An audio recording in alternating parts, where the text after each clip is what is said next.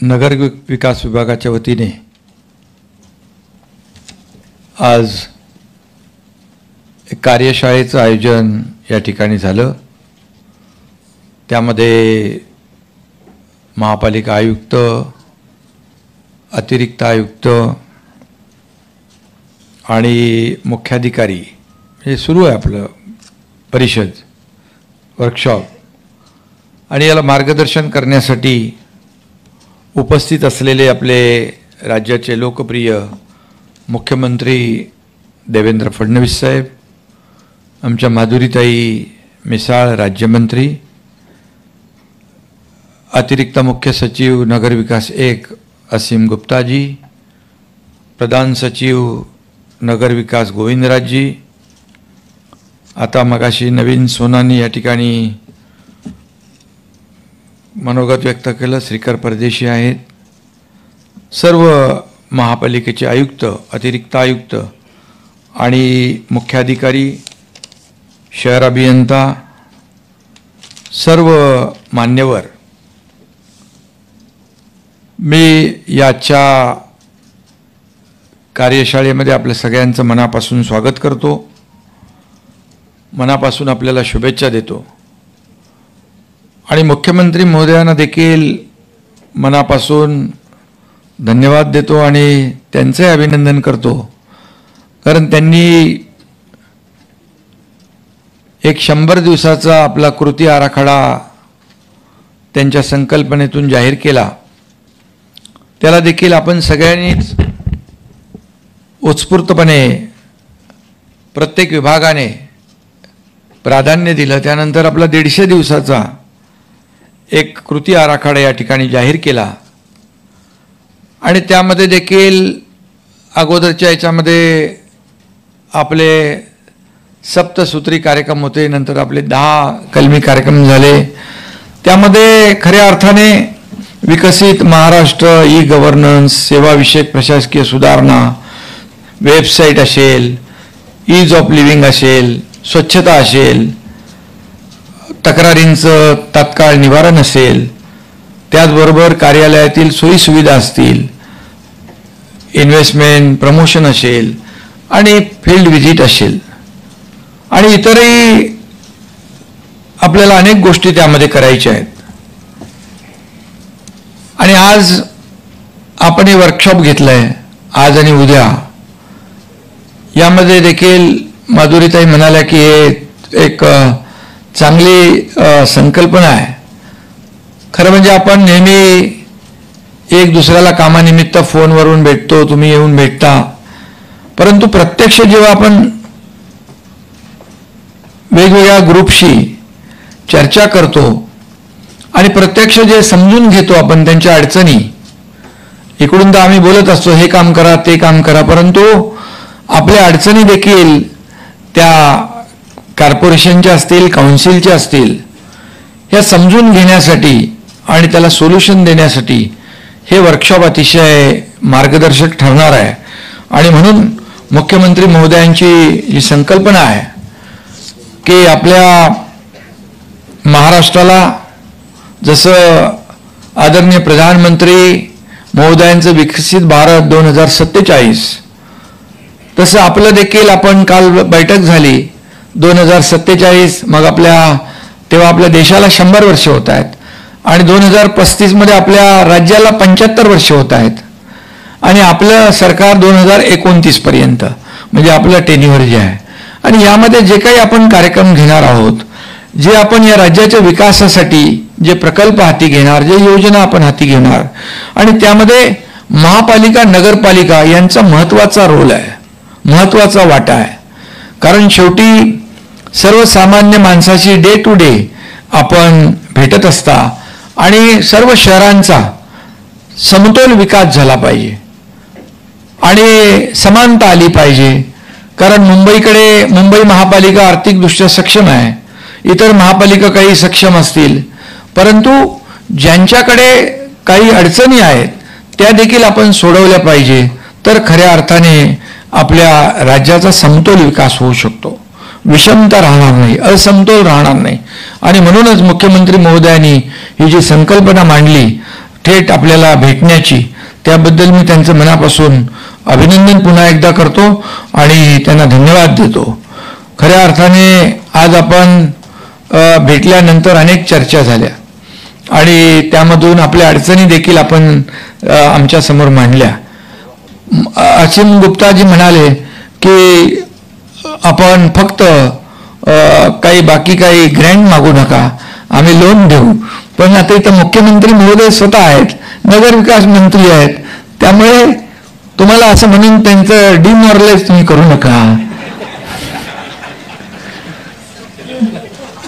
शेवटी आपण त्यांच्याकडून काही अपेक्षा करतो तर आपल्याला काही त्यांना द्यावं लागेल.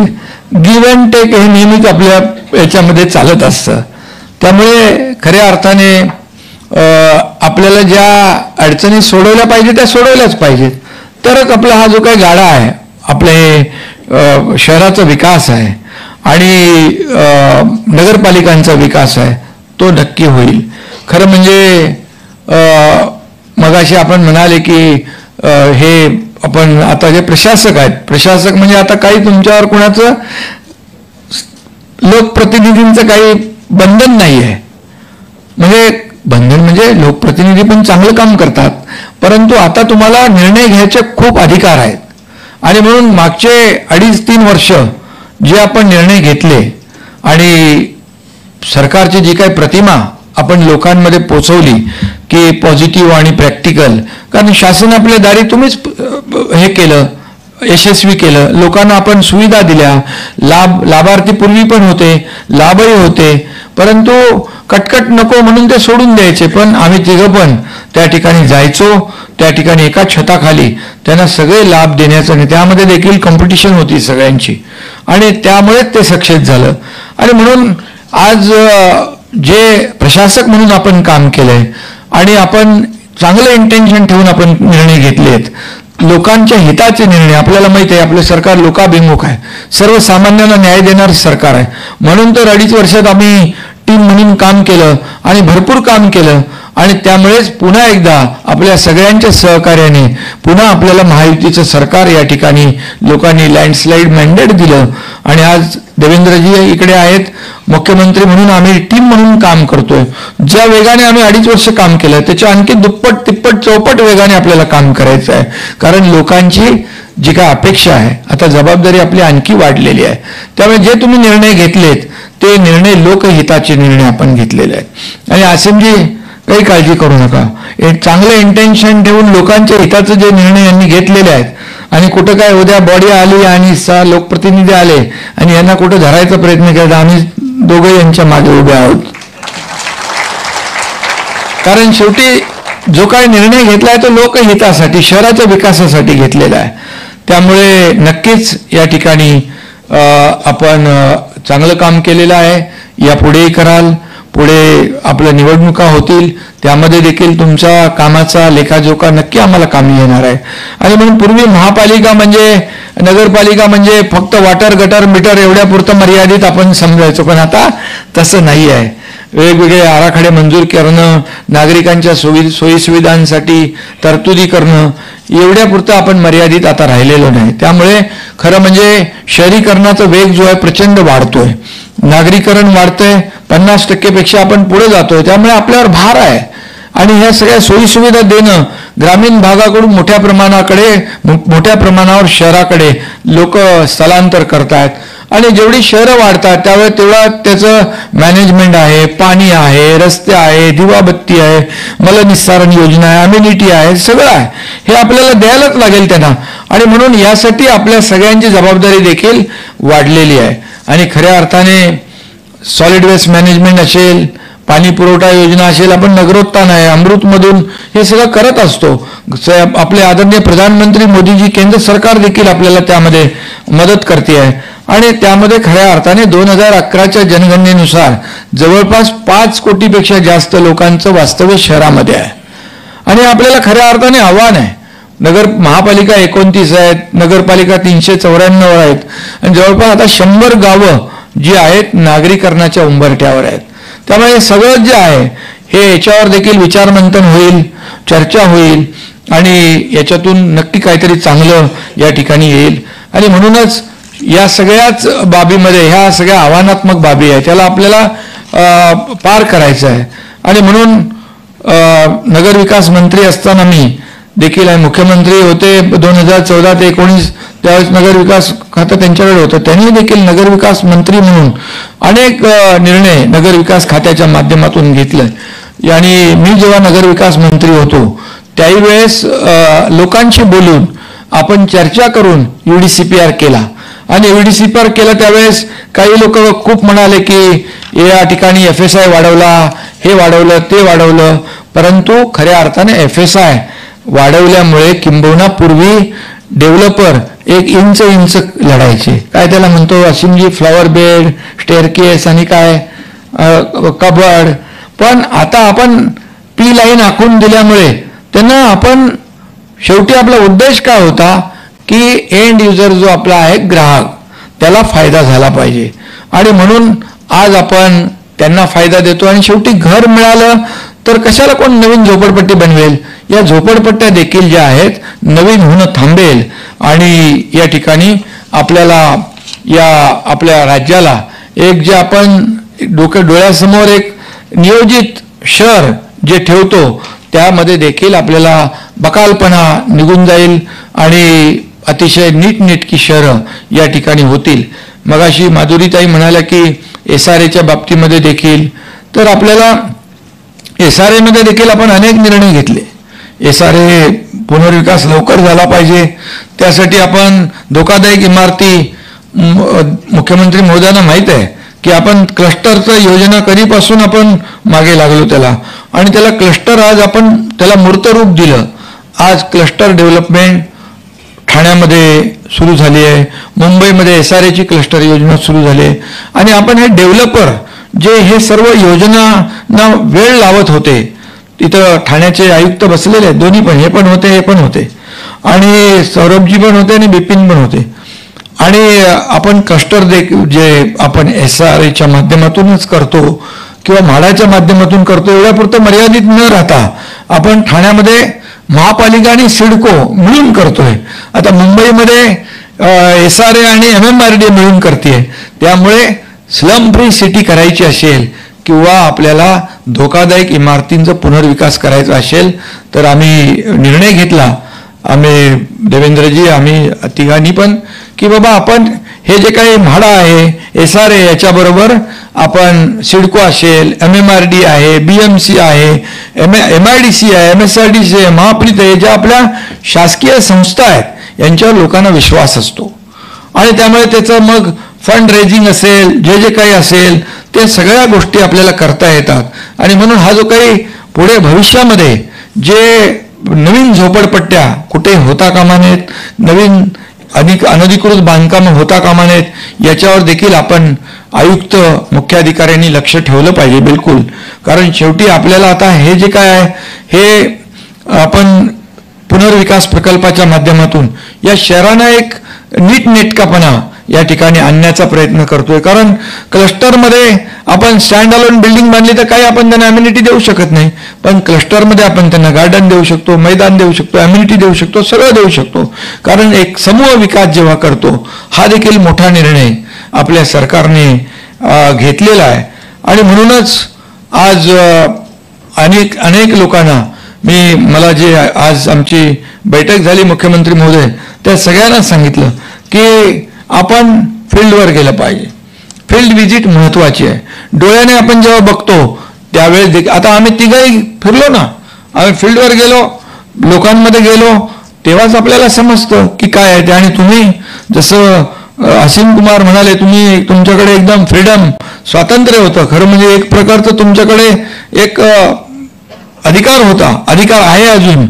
त्यामुळे तुम्ही गेल्यानंतर इतर जे काही अधिकारी आहेत, इंजिनियर आहेत, शहर विकास विभागाचे लोक आहेत, रस्त्यावर काम करणारे, रस्ते बांधणारे लोक, आपले कॉन्ट्रॅक्टर आहेत, या सगळ्यांवर एक प्रकारचं म्हणजे एक त्याला म्हणतो आपण की त्यांच्यावर नाही म्हटलं तरी एक प्रकारचं बंधन येतं की आपल्याला हे वेळेत काम करायचं आहे, क्वालिटी काम करायचं आहे.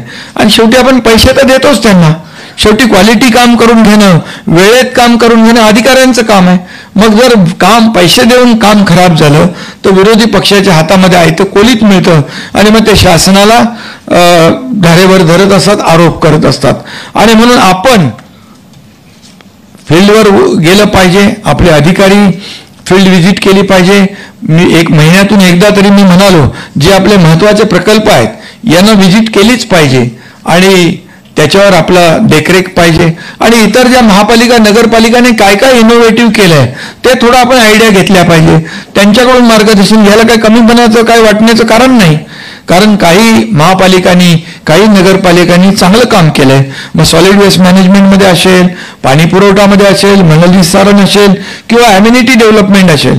इथं सौरभजी बसलेले आहेत, सौरभ राव आहेत, बिपिन कुमार आहेत. त्यांच्या अगोदर पण जे आयुक्त होते, मुख्यमंत्री महोदय, कन्स्ट्रक्शन TDR मध्ये आपण काशीनाथ घाणेकर नाट्यगृह बांधलं, सेंट्रल पार्क बांधलं, पार्किंग प्लाझा बांधलं, जिम्नॅशियम सेंटर बांधलं, असे अनेक प्रकल्प 20-25 प्रकल्प बांधले. त्यामुळे मी या लोकांना पण सांगितलं, आपल्याकडे पैसे नाहीत म्हणून आपण हातावर हात बांधून धरण्याचं गरज नाही. त्यामध्ये कन्स्ट्रक्शन TDR मधून किंबहुना काही आपले BOT मॉडेल आहेत, PPP मॉडेल आहे, या मॉडेलचा. आणि असिमजींना मी सांगितलं कन्स्ट्रक्शन TDR सगळीकडे ते त्याच्यामध्ये तो जो काही रेट असतो कन्स्ट्रक्शन TDRचा, काय म्हणतात त्याला, पोटेन्शियल असतं, ते सगळीकडे सारखं नसतं. त्यामुळे त्याचा देखील आपण विचार केला पाहिजे की इथं कन्स्ट्रक्शन TDR मधून ॲम्युनिटी आपण उभी केली तर जिथं पोटेन्शियल आहे तिथे आपल्याला ते वापरता येतो का, याच्यावर देखील आपण थोडं अभ्यास केला पाहिजे. आणि म्हणूनच या ठिकाणी आपल्याला सर्वांसाठी घरं हे आदरणीय प्रधानमंत्री महोदयांचं जे काही स्वप्न आहे यामध्ये देखील आपल्याला शासन म्हणून पुढाकार घेऊन आपल्याला मोठ्या प्रमाणावर या ठिकाणी काम केलं पाहिजे. आणि आपण शहराचा विकास करत असताना काही गोष्टी ज्या लक्षात आपण ठेवल्या पाहिजेत की आता झालं ते आपल्याला कसं बसवायचं आहे नियमामध्ये, पण यापुढे बिलकुल 1 इंच देखील अतिक्रमण होता कामा नये, झोपडपट्ट्या होता कामा नये. याच्यावर पूर्ण फोकस हा तुमचा असला पाहिजे. आणि म्हणूनच या ठिकाणी आपण जी नवीन नियमावली केलेली आहे ह्या नियमावलीत देखील UDCPR मध्ये अनेक गोष्टी आपण त्याच्यामध्ये हे केल्या. म्हाडामध्ये देखील आपण नगर विकासच्या माध्यमातून SRA मध्ये देखील आपण अनेक बदल घडवलेले आहेत. जेव्हा 2014 ते 19 देवेंद्रजी मुख्यमंत्री होते त्यावेळेस आपण अनेक बदल घडवले, परंतु त्यानंतर 2.5 वर्ष मागची आपलं सरकार नव्हतं त्यावेळेस थोडे म्हणजे आपल्याला विकासाचं विजन ज्याच्याकडे असतं तो पुढे जातो, विकास करतो शहरात. आणि आपलं काय पर्सनल कोणाचं काय अजेंडा नव्हताच, शेवटी शहर विकास म्हणून. पण नंतर आपलं महायुतीचं सरकार आल्यानंतर जे काय अडथळे होते, जे काय स्पीड ब्रेकर होते ते आपण काढून टाकले आणि विकासाला मोठ्या प्रमाणावर चालना दिली. विकासाला चालना दिली, लोकाभिमुख कल्याणकारी योजनाही केल्या. आणि म्हणून खऱ्या अर्थाने आपण महापालिका आणि नगरपालिका ज्या आहेत हे खऱ्या अर्थाने आपलं एक राज्याचं एक जी काय प्रतिमा बरी वाईट निर्माण करण्याचं एक माध्यम आहे. आणि म्हणून तुम्ही जेवढं काम कराल तेवढं आपण आपल्या सरकारचं जे काही काम आहे आणि सरकारची प्रतिमा जी आहे ही लोकांच्या परसेप्शन जे आहे हे लोकांमध्ये चांगलं वाईट घडवण्याची क्षमता आपल्याकडे आहे. आणि म्हणूनच ॲम्युनिटीचं जर मी सांगितलेलं आहे. आणि यामध्ये आज आपण AIचा वापर करून आता अनेक लोक करतायत. आज मुख्यमंत्री महोदय देखील कालची जी आमची बैठक झाली त्या बैठकीमध्ये देखील आपण 2047, 2035, 2029चं विजन जे आहे, शेवटी विजन ठेवूनच आपल्याला काम करायला लागेल. आपल्याला टार्गेट ओरिएंटेडच काम करायला लागेल तरच आपण वेळेमध्ये करू शकतो. 100 दिवसाचं आपल्याला चांगलं फलित आहे, 150 दिवसाचं आपल्याला आता येईल चांगलं पुढे. आणि हे आपली निरंतर प्रक्रिया आपण सुरू ठेवणार आहोत. आणि म्हणून या ठिकाणी आज जे मी काही लोकांना सांगितलं की इतर शहरांमध्ये आपण काय केलंय ते पहा. आणि छोट्या छोट्या गोष्टी आहेत, काही आपले लोक आपल्या युनिफाईड DCPR मध्ये आपण कन्स्ट्रक्शन TDR दिला आहे, काही BOT आहे, PPP मॉडेल आहे, काही आपल्याबरोबर MCH आहे, क्रेडाई, नेरेडको हे लोक पण आपल्याला मदत करतात शहराच्या सौंदर्य ब्युटिफिकेशनसाठी. या अशा लोकांना आपण घेतलं पाहिजे, त्यांची देखील मदत घेतली पाहिजे. आणि छोट्या छोट्या गोष्टी आहेत आणि काही देखील आपण जसं आपण आयकॉनिक बिल्डिंगचं आपण एक हे करतोय. आयकॉनिक बिल्डिंग बांधायला थोडा खर्च जास्त येतो, पण असीमजींना मी सांगितलं त्यांना इन्सेंटिव्ह द्या. इन्सेंटिव्ह दिल्यानंतर काय अगोदर होते, पण त्यानंतर ते खर्चामुळे कोणी काम करत नव्हतं. मग 5 बिल्डिंग बांधल्या तर एक तरी आयकॉनिक बिल्डिंग बांधली पाहिजे.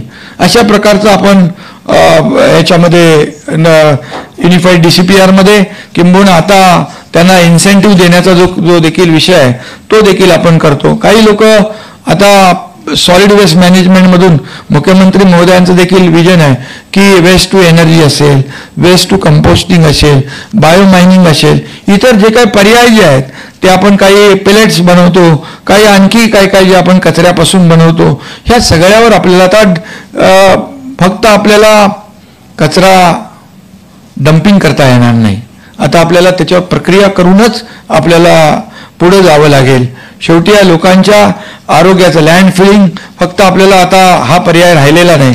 आणि म्हणूनच एक दोन्हीकडे आपल्याला एक अमृतमधून आपण अनेक योजना केल्या. मगाशी अनेक लोकांनी अमृतच्या पाणी पुरवठा योजनेच्या बद्दल देखील आपण या ठिकाणी सांगितलं. सांडपाणी जे आहे STPच्या माध्यमातून देखील आपण STPचं रिसायकलिंग वॉटर जे आहे हे रियूज झालं पाहिजे.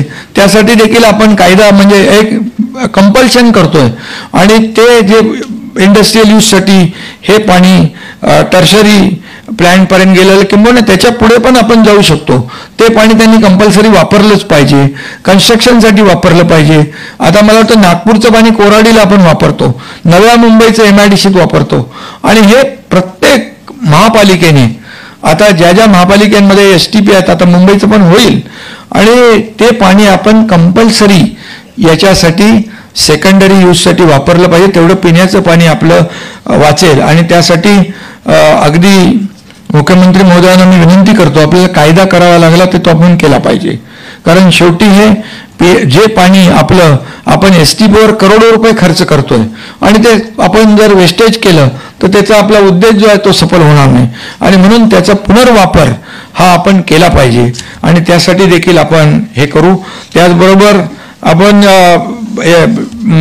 अमृत आणि याच्या नगरोत्थानच्या माध्यमातून अनेक योजना आपण केलेल्या. त्याच्यामध्ये मी काही जात नाही त्या आकड्यामध्ये, पण अनेक लोकांनी त्याच्यामध्ये बसचा देखील उल्लेख केला. जी आता पंतप्रधानांची योजना आहे ही बस सेवा परिवहन, त्यामध्ये देखील अनेक लोकांनी सूचना केलेली आहे आणि त्याच देखील आपल्याला चांगलं काम करायचं आहे. PME बस सेवा योजना आता 23 महापालिकांसाठी 12 मीटर, 9 मीटर, 7 मीटरच्या 1559 बसेस मंजूर झालेल्या आहेत. आणि यासाठी बस आगाराचे जे काही अपग्रेडेशन आहे त्याला देखील आपण पैसे या ठिकाणी देतोय. तेही देखील स्मार्ट सिटी मिशनची सुरुवात 10 वर्षापूर्वी झाली, परंतु आपली 8 शहरं जी आहेत ठाणे, सोलापूर, पुणे, पिंपरी चिंचवड, नागपूर, नाशिक, संभाजीनगर या स्मार्ट सिटीसाठी देखील आपण जवळपास खूप मोठा निधी या ठिकाणी दिलेला आहे. आणि म्हणून हे सगळं करत असताना आपण आपल्या राज्याला देखील बेस्ट परफॉर्मिंग स्टेट हा देखील अवॉर्ड मिळाला. हे देखील आपल्यासाठी खूप चांगलं आहे, ही आपली अचिव्हमेंट आहे. आणि म्हणूनच आपलं यापुढे देखील आपलं राज्य जे आहे हे FDI मध्ये पहिलं आहे, स्टार्टअपमध्ये पहिलं आहे. आता मुख्यमंत्री महोदय दावोसला गेले, 15 लाख कोटीचे MOU साईन केले आणि त्याच्यामधून मोठ्या प्रमाणावर एम्प्लॉयमेंट आपल्याला जनरेट होणार आहे. म्हणजे आपण सगळ्या क्षेत्रामध्ये आपण पुढे जातोय. महाराष्ट्र नंबर 1. मी जेव्हा होतो त्याही वेळेस आपण 7-8 लाख कोटीचे आपण MOU साईन केले आणि आपण त्याचं कन्व्हर्जन पण झालं, म्हणजे 70-80% फक्त कागदावर राहिले नाही. त्यामुळे आपल्या महाराष्ट्राला प्राधान्य देणारं मग गुंतवणुकीमध्ये, उद्योगामध्ये या इतरही याच्यामध्ये आपल्याला केंद्र सरकार देखील पाठबळ देत आहे. आणि म्हणूनच आपण डबल इंजिनचं जे सरकार म्हणतो ते आपल्याला या ठिकाणी वेगवान काम करताना आपल्याला दिसते आणि म्हणूनच आपण आपली जबाबदारी आणखी वाढलेली आहे. म्हणून मी आपल्याला मनापासून या ठिकाणी आजच्या कार्यशाळेला शुभेच्छा देतो. यातून खूप आपल्याला सगळ्यांना शिकण्यासारखं आहे.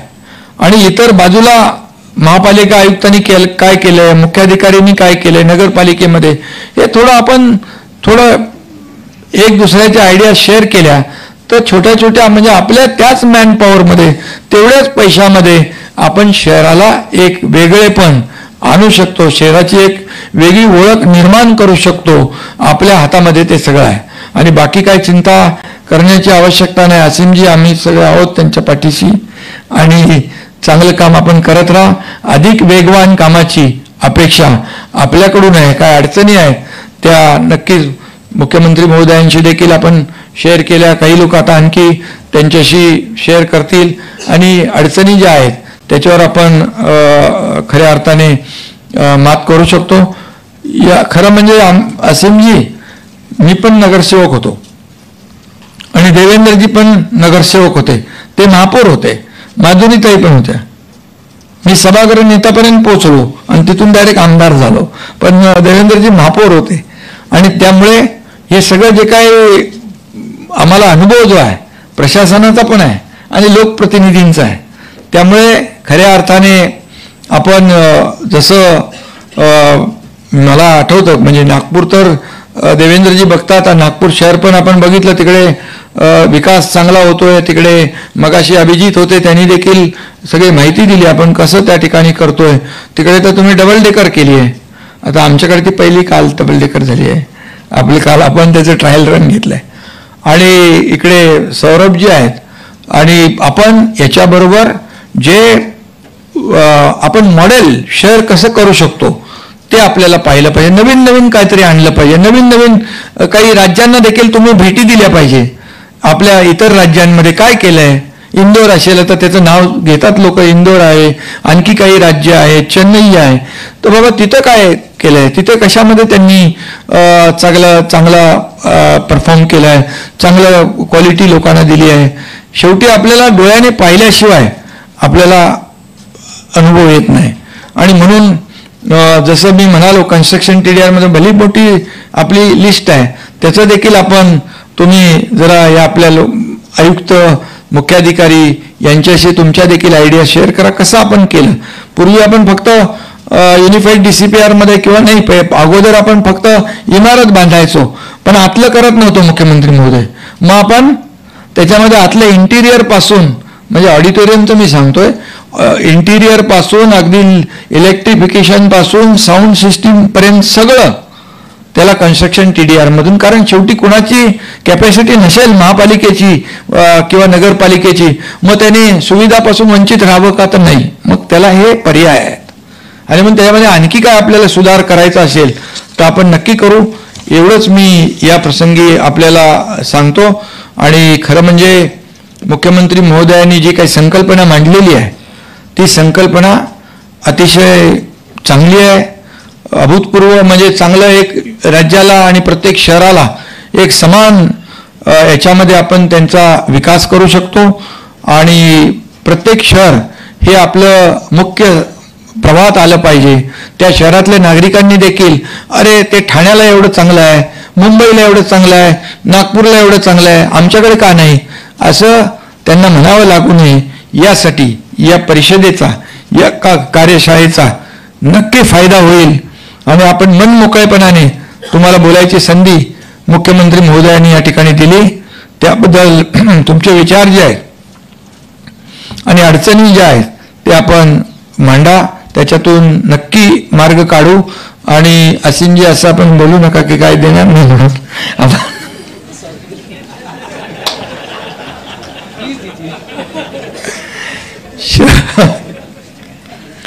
शेवटी दिल्याशिवाय आपल्याला काही योगदान पाहिजे असेल तर आपल्याला देखील त्यांना योगदान द्यावं लागेल.